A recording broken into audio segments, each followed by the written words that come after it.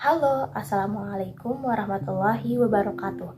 Perkenalkan, nama saya Tazkia Lutfia, NIM A1A022156. Saya dari Fakultas Ekonomi dan Bisnis, jurusan Ekonomi Pembangunan.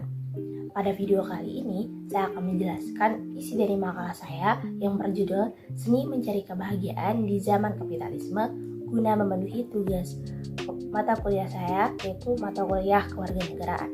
Sebelum masuk ke materinya lebih lanjut, saya akan memberikan pengertian umum apa sih itu kapitalisme.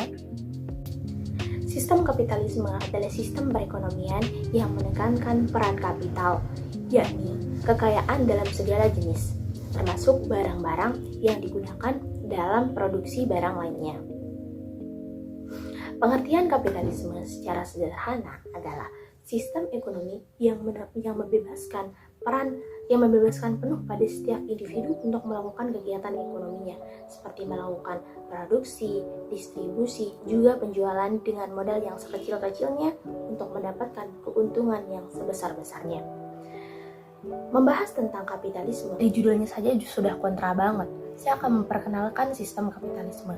Sistem kapitalisme adalah sistem yang hampir dianut oleh seluruh negara di dunia, yang sekarang bisa dilihat dampaknya.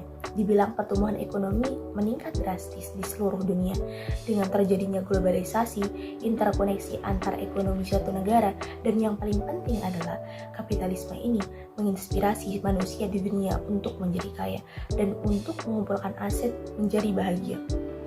Itu juga mengapa banyak influencer juga banyak yang ngajarin soal dana pensiun, ngajarin soal investasi dan sebagainya, yang sebenarnya itu adalah teknik pengumpulan kapital supaya kita bisa punya passive income.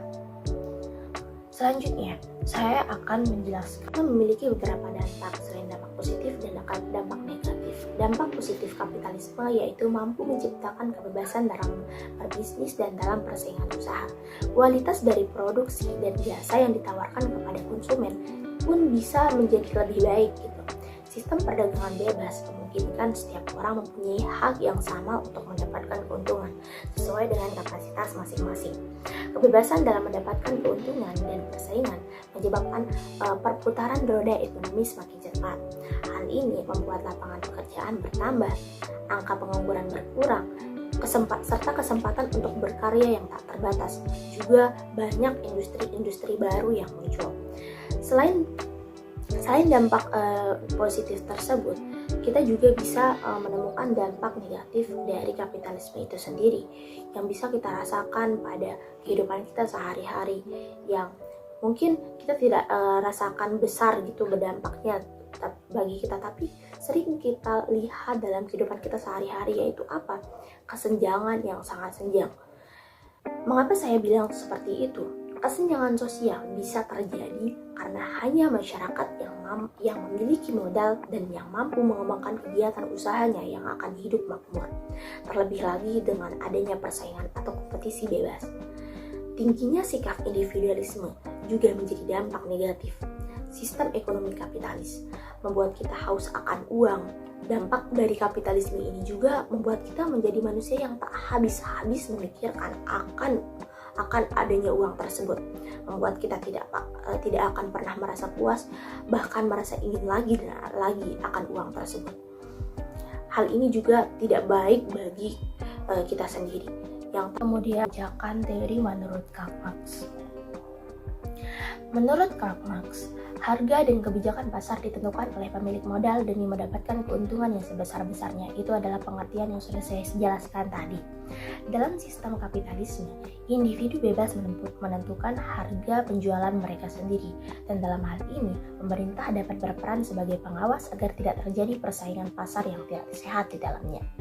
Kelebihan dari sistem kapitalisme itu sendiri diantaranya adalah sistem perekonomian menjadi lebih efektif dan lebih efisien dalam mengelola suatu sumber daya alam dan distribusi akan barang dan jasa, serta kebebasan dalam melakukan kegiatan ekonomi yang membuat masyarakat menjadi tambah kreatif dan inovatif untuk bersaing dengan manusia yang lainnya akibat dari banyaknya persaingan usaha.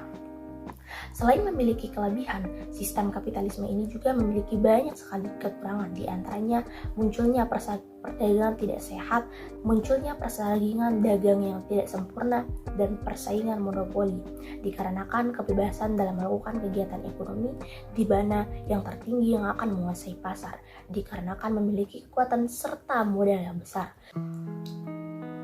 Sistem kapitalisme juga hanya berorientasi pada uang saja, yang membuat para pengusaha menjadi materialistik. Perusahaan yang bermodal besar hanya berorientasi pada keuntungan yang besar, sehingga seringkali mengambil alih perusahaan yang lebih kecil. Sistem kapitalisme juga memberi dampak bagi kita yang mungkin kita tidak rasakan keberadaannya, tetapi kita sering alami setiap hari, yaitu adanya inflasi pada setiap harga yang kita bayarkan.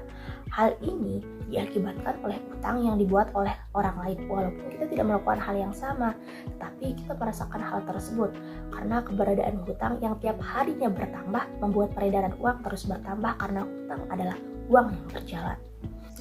Jadi dapat diambil kesimpulan pada video kali ini mengenai sistem kapitalisme yang pada intinya kita tidak akan bisa lari dari sistem kapitalisme ini.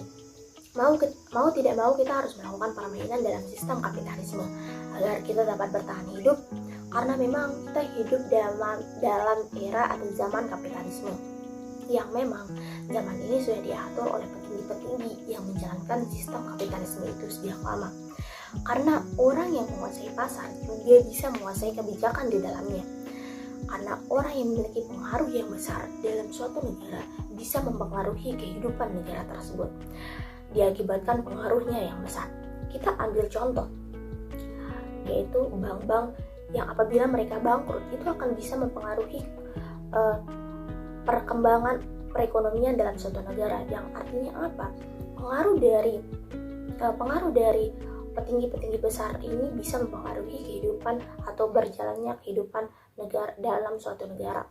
Sekian yang dapat saya sampaikan, kurang lebihnya saya memohon maaf. Apabila ada kesalahan atau kata-kata saya yang salah dalam video ini, mohon dimaafkan. Wabillahi taufiq wal hidayah. Wassalamualaikum warahmatullahi wabarakatuh.